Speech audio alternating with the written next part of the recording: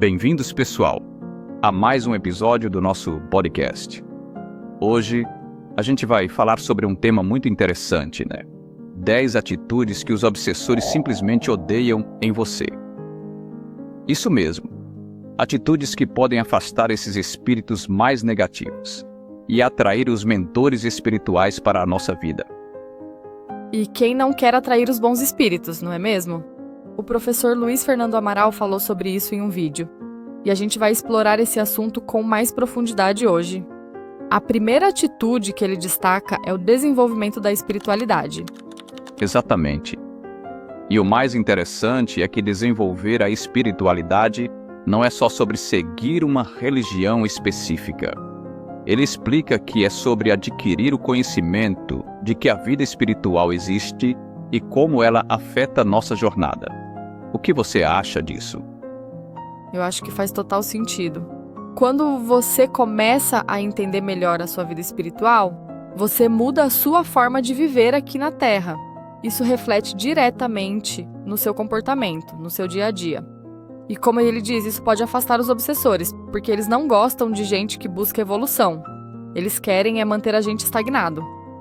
Exato, né? E a segunda atitude que o professor falou é observar nossos pensamentos. O que você pensa atrai. É uma vibração, uma energia que sai de você e pode atrair obsessores ou mentores, dependendo do que você está emitindo.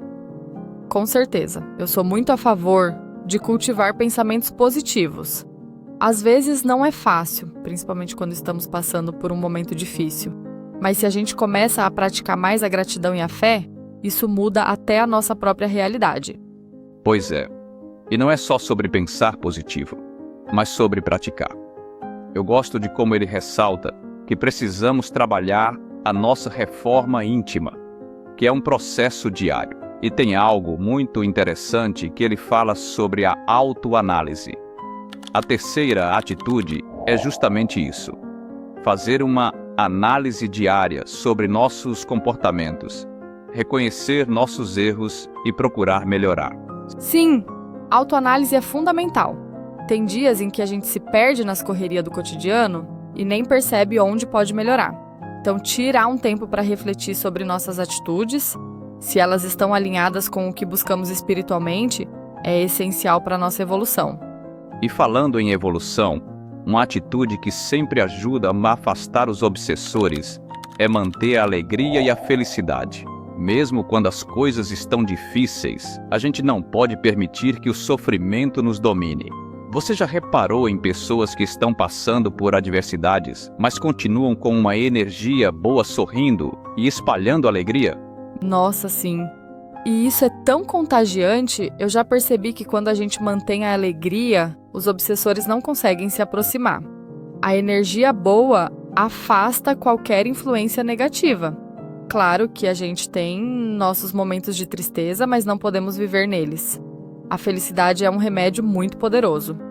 E tem mais, né? Uma coisa que o professor falou e que é muito importante é a disciplina. A nossa vida precisa de disciplina, seja no trabalho, no estudo ou na nossa jornada espiritual. Quando estamos disciplinados, conseguimos manter as coisas no lugar, o que desorganiza a ação dos obsessores. É verdade, eu acho que por mais que o mundo nos empurre para a procrastinação e para a falta de foco, a disciplina é a chave para a transformação. Quando a gente é disciplinado, tudo parece fluir com mais leveza, né? Sem dúvida. Agora, uma outra dica que ele dá é sobre cuidar da saúde física e mental. Eu acho tão importante isso. Muitas pessoas pensam que cuidar da saúde é algo separado da espiritualidade, mas não é. O corpo e a mente em equilíbrio são fundamentais para a nossa evolução e também para afastar as energias negativas. Exatamente. Às vezes a gente tem uma dor física e acaba ignorando ou achando que é só uma questão de falta de espírito. Mas como ele diz, a medicina também é importante. Cuidar de si mesmo, se cuidar fisicamente e mentalmente, ajuda a criar uma aura mais saudável e protege a gente das influências negativas. E não podemos esquecer das relações familiares, né? A sétima atitude que o professor menciona é cultivar bons relacionamentos em casa. Às vezes, a gente se dedica tanto a ser bom com os outros fora de casa, mas dentro de casa é onde as coisas realmente contam. Os obsessores adoram um ambiente desarmônico e desorganizado em casa. E como isso é importante, né?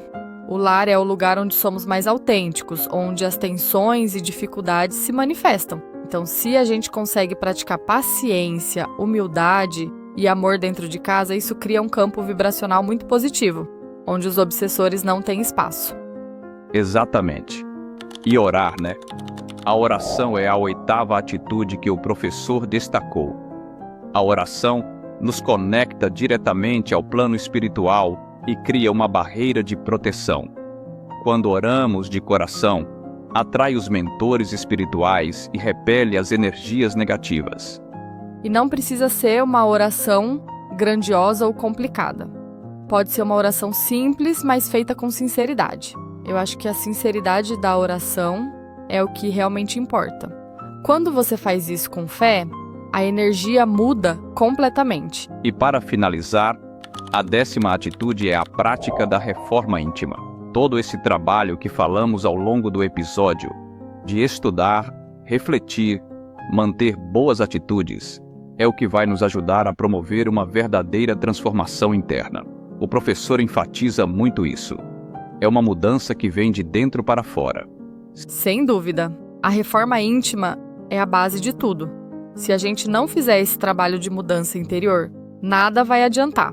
A gente vai continuar atraindo energias negativas e obsessores. Então, é um processo contínuo de autoconhecimento e evolução.